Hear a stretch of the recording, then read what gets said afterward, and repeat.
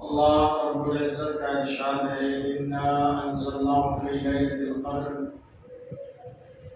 بے شک ہم نے اس قرآن کو لیلۃ القدر میں اتارا۔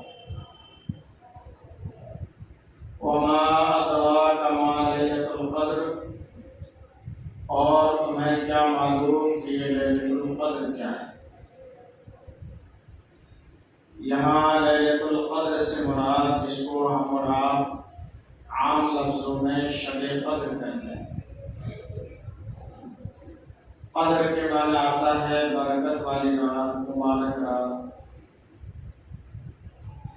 اس آیت کریمہ میں اللہ تبارک و تعالی نے فرمایا کہ ہم نے قرآن کو لیلۃ القدر یعنی شب قدر میں نازل کیا۔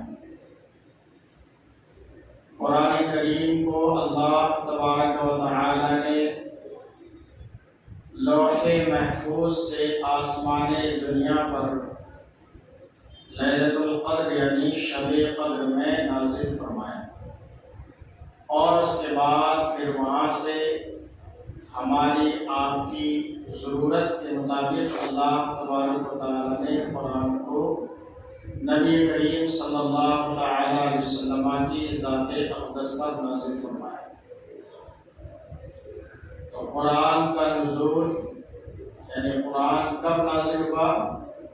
شب قدر میں نازل ہوا، جس کو قرآن کریم میں لیلۃ القدر کہہ کر بیان کیا گیا ہے۔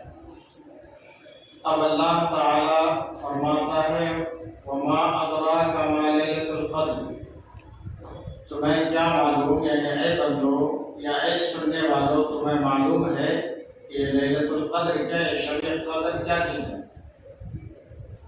تو اللہ تعالی نے خود ہی اس کی وضاحت فرماتے ہوئے ارشاد فرمایا لیلۃ القدر خیر من الف شہر،